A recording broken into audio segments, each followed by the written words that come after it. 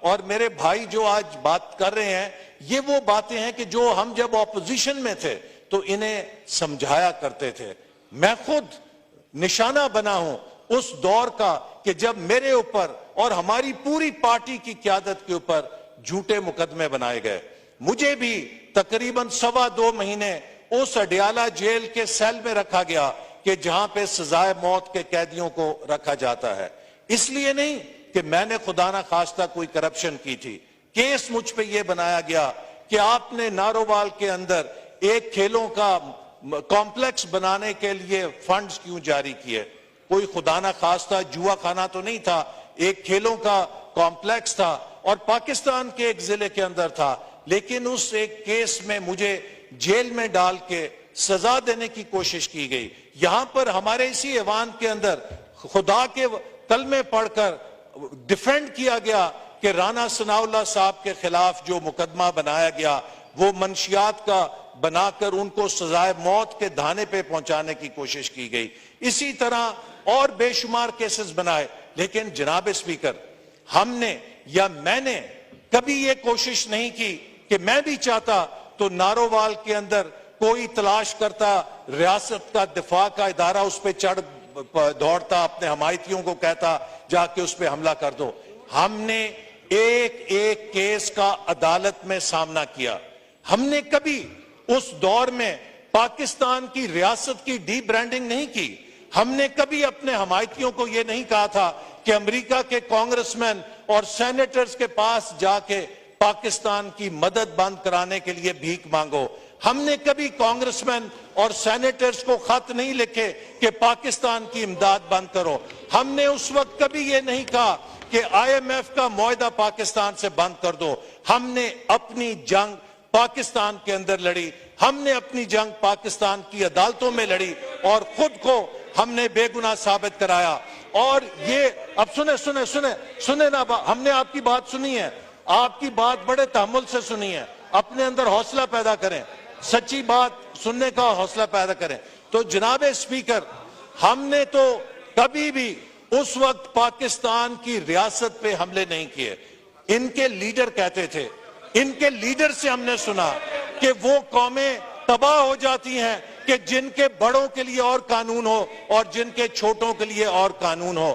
تو جناب اگر آپ کے بقول آپ پر جھوٹے مقدمے ہیں تو عدالتوں میں ان کا دفاع کیجئے.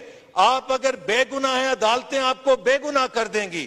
لیکن اپنے مقدموں کے اور اپنے جرائم کے لیے جب آپ دوسروں سے کہتے تھے رسیدیں پیش کریں, آپ کو جب کہا جاتا ہے کہ رسید پیش کریں تو آپ کہتے ہیں کہ نہیں جناب ہمیں تو معافی ملنی چاہیے, ہم سے رسیدیں نہیں مانگنی چاہیے. تو میں سمجھتا ہوں کہ یہ دوہرا معیار کسی بھی لحاظ سے جسٹیفائی نہیں ہو سکتا کہ آپ اس چیز کو کریں. آپ آج ہمیں یہاں تانے دے رہے ہیں کہ کس طریقے سے آیا. میں سوال یہ کرنا چاہتا ہوں کہ کیا 2008 میں جب یہ الیکشن ہارے تو انہوں نے نہیں کہا کہ دھاندلی ہوئی, بدترین دھاندلی کی گئی 2008 کے الیکشن میں. جب 2013 میں ہارے تو کیا 35 پنچر کا شور نہیں مچایا, بعد میں کہا نہیں جی یہ تو ایسے ہی کسی نے میرے کان کے اندر کہہ دیا تھا. اب پھر آپ الیکشن ہارے تو آپ نے اب 80 پنچر نکال دیے. سوال یہ ہے کہ 2/3 پاکستان نے آپ کے خلاف ووٹ دیا ہے, آپ کو 1/3 ووٹ ملا ہے. پاکستان کے 4 فیڈریٹنگ یونٹس میں سے 3 فیڈریٹنگ یونٹس نے آپ کو مسترد کیا ہے. لہٰذا آپ کا جو مینڈیٹ ہے اس کے مطابق آپ اپنے مینڈیٹ کی خدمت کریں اور اس ملک کے نظام کو اگر آپ یہاں پہ دھمکیاں دیں گے, آپ یہاں پر یہ کہنا چاہیں گے کہ ہم اس ایوان کو چلنے نہیں دیں گے, تو معاف کیجئے یہ ایوان آپ کی پراپرٹی نہیں, یہ 24 کروڑ عوام کی پراپرٹی ہے. یہ ایوان ہماری بھی پراپرٹی ہے. اور اگر آپ کا یہ خیال ہے, آپ کو موقع دیتے ہیں اس کے بعد, اگر آپ ایک مثبت اپوزیشن بنیں گے, اگر آپ ایک مثبت اپوزیشن کے طور پہ کردار کریں گے, ہم آپ کو سر کے اوپر بٹھائیں گے. اس لیے کہ اپوزیشن جمہوریت کا حصہ ہے. لیکن اگر آپ اس ایوان میں دھونس دینے کی کوشش کریں گے, اس ایوان کے اندر کاروائیوں میں خلل ڈالنے کی کوشش کریں گے, تو پھر یہ ایوان آپ کے اب بنی گالا نہیں ہے, یہ ایوان نیشنل اسمبلی آف پاکستان ہے. یہ ایوان چلے گا اور اس ایوان کے اندر سے پاکستان کے عوام کے لیے قانون بھی پاس ہوں گے اور پاکستان کی معیشت کو ترقی دینے کے منصوبے بھی پاس ہوں گے. اور آپ کی منفی سیاست آپ کا کردار بتا رہا ہے کہ آپ کے اندر حوصلہ نہیں ہے. ہم نے آپ کی باتیں سنی ہیں لیکن آپ میں حوصلہ نہیں ہے کہ آپ اپنے کارنامے سن سکیں. آپ میں حوصلہ نہیں ہے کہ آپ سچ باتوں کو سن سکیں. اور آج یہ کہتے ہیں کہ جی پاکستان کے عوام پہ ڈاکہ ڈل گیا. آج جناب اسپیکر اور ڈپٹی اسپیکر آپ کا انتخاب ہوا تو سٹاک مارکیٹ 750 پوائنٹ چڑھ گئی ہے. تو ان کے لیے تو یہی پیغام کافی ہے کہ پاکستان کی سٹاک مارکیٹ نے بھی ویلکم کیا ہے آپ کی کامیابی کو اور اسپیکر صاحب کی کامیابی کو اور ان کی شکست کو. سٹاک مارکیٹ نے بھی 750 پوائنٹس کی سلامی دی ہے. اور ویسے آج یہ گلہ کر رہے ہیں کہ اس ملک میں ایجنسیاں نہیں ہونی چاہیے. تو میں ان سے پوچھنا چاہتا ہوں کہ کس کا لیڈر کہتا تھا کہ میں ایجنسیوں کے ذریعے اپنا کورم پورا کراتا ہوں؟ کس کا لیڈر کہتا تھا میں ایجنسیوں کے ذریعے اپنی حکومت چلاتا ہوں؟ ایجنسیاں تو آپ لیتے تھے, ایجنسیوں کی بیساکھیوں پہ تو آپ چلتے تھے, اور پھر یہ اپنی حماقتوں کو ہمارے اوپر تھوپنا چاہتے ہیں. آپ کو کس نے کہا تھا کہ آپ اس ایوان سے استعفیٰ دے کے چلے جائیں جب عدم اعتماد کی تحریک ہوئی تھی؟ آپ کو کس نے کہا تھا کہ پنجاب اور خیبر پختونخوا کی حکومتیں خود اپنے ہاتھوں سے توڑ دیں؟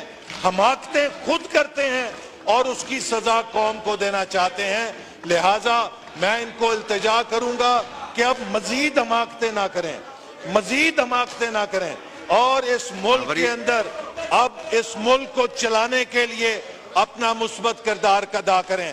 لیکن اگر انہوں نے وہی پرانی روش اپنائی تو پھر یہ ملک ان کا ہوسٹیج نہیں ہے. ہم سب مل کر اس ملک کو آگے لے کے جائیں گے. ہم پاکستان کے مستقبل کو, نوجوانوں کے مستقبل کو, یہ نوجوانوں کی بات کرتے ہیں. یہ بتائیں کہ ہائر ایجوکیشن کمیشن کو کس نے توڑا تھا؟ پاکستان کی یونیورسٹیوں کو کس نے دیوالیہ کر دیا تھا؟ نوجوانوں سے لیپ ٹاپ لے کر کس نے انہیں کٹے اور کٹیوں پہ لگا دیا تھا؟ ہم نے تو نوجوانوں کو لیپ ٹاپ دینے شروع کیے تھے. یہ کہتے ہم نوجوانوں کو مرغی اور انڈے دیں گے, کٹے اور کٹیاں دیں گے. نوجوانوں کو آپ سے کیا دلچسپی ہے؟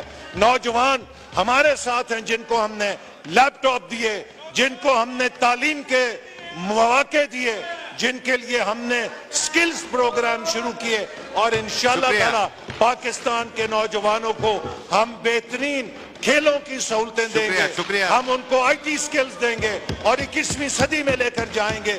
نوجوانوں کو گالی گلوچ کے کلچر میں نہیں جانے دیں گے. تو اس لیے میری آپ سے التجا ہے کہ ہم آپ کے مثبت اپوزیشن کے کردار کی توقع رکھتے ہیں, اور ہم امید کرتے ہیں کہ آپ یہاں پر وہ گالی گلوچ نہیں کریں گے, وہ آپ یہاں پر آ کر باتیں نہیں کریں گے جو آپ باہر کھڑے ہو کر کرتے ہیں. یہ سوشل میڈیا کا پلیٹ فارم نہیں ہے, یہ پاکستان کے 24 کروڑ عوام کا نمائندہ ایوان ہے, اور اس کا تقدس ہے اور اس کی ذمہ داری ہے جو جتنی ہمارے اوپر ہے. شکریہ احسن اقبال صاحب, شکریہ.